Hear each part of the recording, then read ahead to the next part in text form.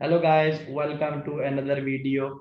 Today we are going to talk about accounting for investments in debt securities. So first we should remember what is the debt security. Actually, a debt security represents a creditor relationship with the issuer. Usually, debt securities might include the corporate bonds, convertible bonds, commercial papers. So these are the common form of the debt, but you might also have certain additional types of debt. It might include redeemable preferred stock. It might also include preferred stocks redeemable at the investor's option. Okay.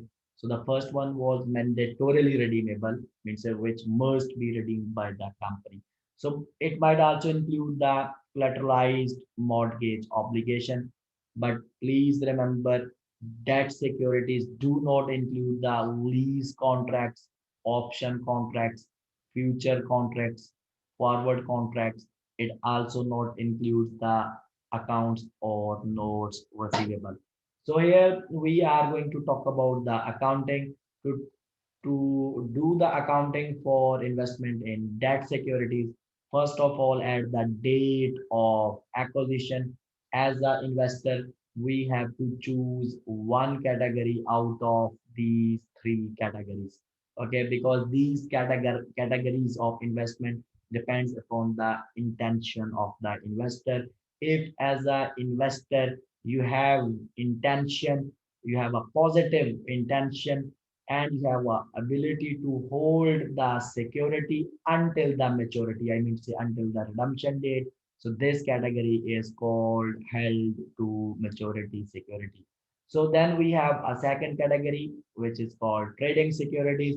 So trading securities include those debt securities intended to be sold in near term. For example, if you have purchased any bonds or preferred stock, and what you have a plan in near future, you will maybe sell it as you will get certain capital gain as the price will go up, so you will sell it. So this is called trading securities. So the third category is called available for sale category. Usually if you are not clear with the intention, you don't know what to do, like you don't know, either you are going to hold it or you are going to sell it in the near future, then those securities are classified as available for sale securities.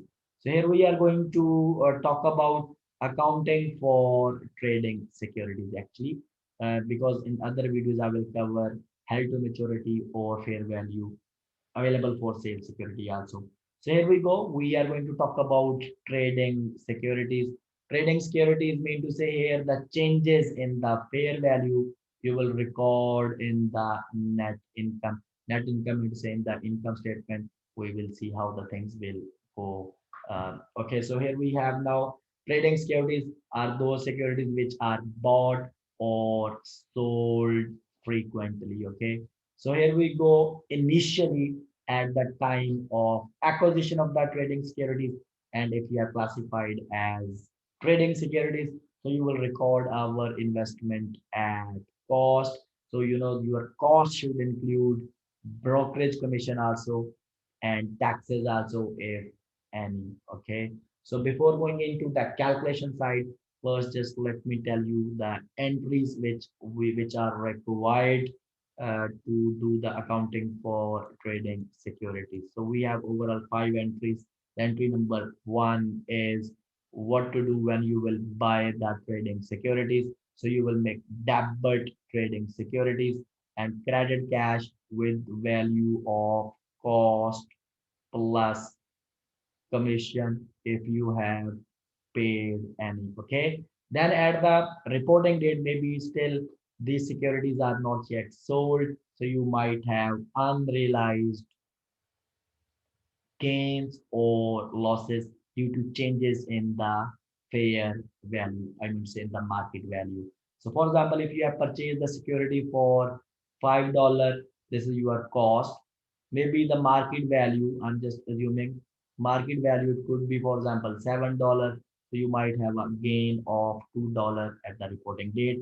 If you have a gain, So what we will do, we will record this gain into separate account. Okay, guys. So please remember here, we are gonna to use two accounts for the trading securities. I mean, so two ledger. First ledger, which is for the cost, we will just put the original cost into this ledger, and second ledger we will use for fair value adjustments. Like in the fair value adjustment ledger, you will record all the changes in the fair value of the debt securities only. But don't forget, when it comes to the balance sheet, what we will do in balance sheet, you will record one amount, which should be the net of cost and fair value adjustments. Okay, and I will show you how to do it.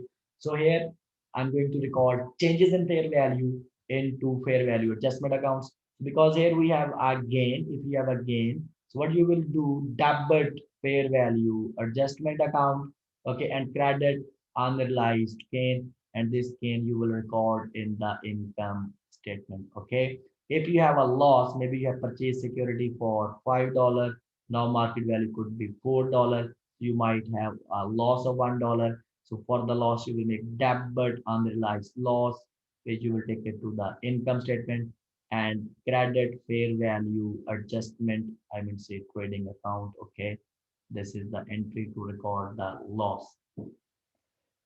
Then if you have invested in the preferred stock, you might receive dividend on the preferred stock. So what entry we can pass? Debit cash, credit, dividend income.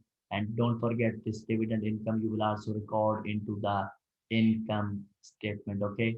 If you have purchased bonds of other company, so maybe you will receive interest on that, for sure you will receive, if it is interest bearing. So what you will do, debit cash, okay, and credit interest income. This income you will take it to the income statement. Okay, and we have a last entry now, because when you will sell in the near future, at the time of sale, what entry we will pass? We will debit the cash with the value whatever you have received from the investors, credit the trading securities with the value whatever it was showing in the balance sheet, and now you might have a difference on debit side or on credit side. If you have a difference on debit side, this is called realized loss.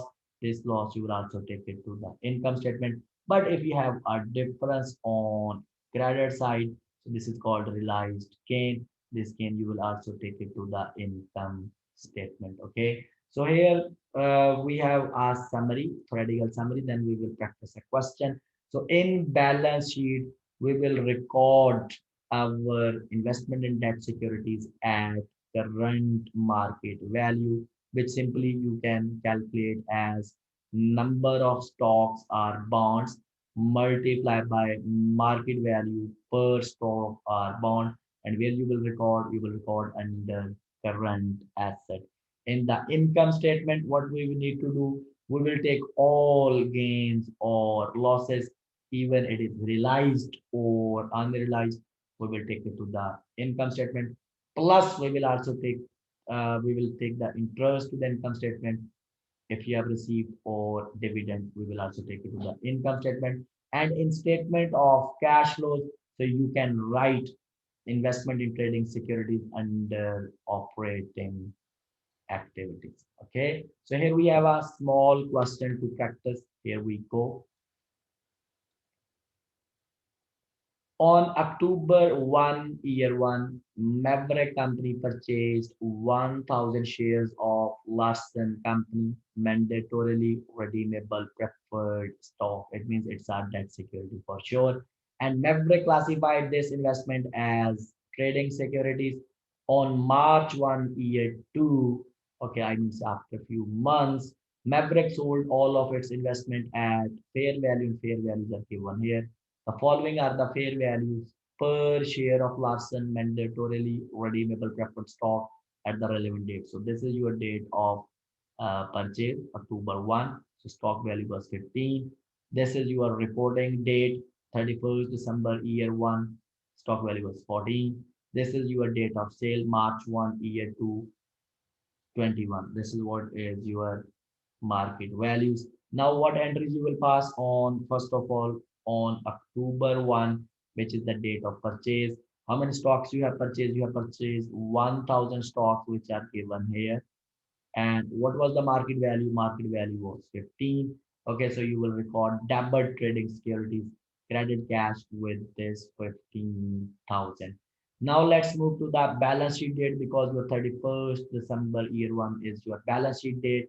So what you need to do, you need to book the gains or losses because these gains or losses will be unrealized because till the end of year we did not sell the security. Okay, so here, if you will look, you have purchased for $15, but now market value is $14. So you can look, there is a dollar one loss is there, and total number of stocks are 1,000. It means you have a total loss of $1,000, and with this 1,000, you will pass entry debit unrealized holding loss. This loss you will take it to the income statement 1,000 and credit securities fair value adjustment account because changes in fair value we are going to record into this account which is 1,000. Now maybe you are thinking how you will report your investment in balance sheet.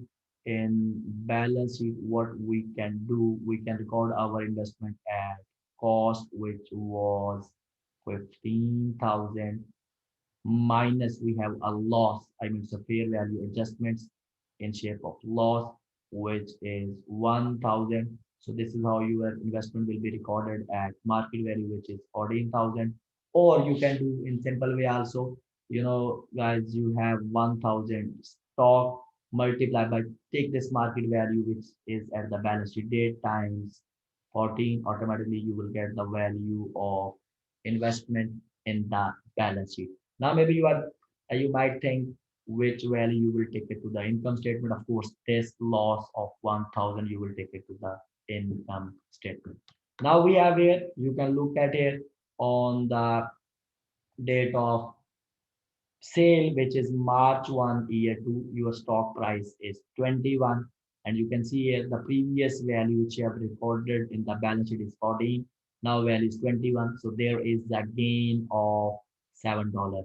And number of stocks are 1,000. So total gain will be how much? 7,000. Okay. But this is the date of sale and it is going to be realized now. So what entry you will pass? Let's go through the entry. First of all, you will debit the cash because it's a March 1, year 2. You will debit the cash of 1,000 stocks you are going to sell and the sale price at that day is 21. So it will be 21,000. Credit trading securities, whatever value is showing in the last balance sheet, in check in the last balance sheet, we have shown the value of 14,000. Okay, so this you will credit it 14,000 to remove the investment from the balance sheet. And now you can see here, there is the difference of debit side and credit side, and this difference is 7,000, which is on credit side. So this is called gain on disposal of trading securities. Of course, this gain you will also take it to the income statement. So in year 2, in from the balance sheet, we have removed the investment and we will record the cash in balance sheet and gain we will take it to the income statement. So I hope guys this is clear. This is how to deal with the investment in debt securities. But if you are classified as trading securities, see you next time in the next video. Thank you so much. Bye bye.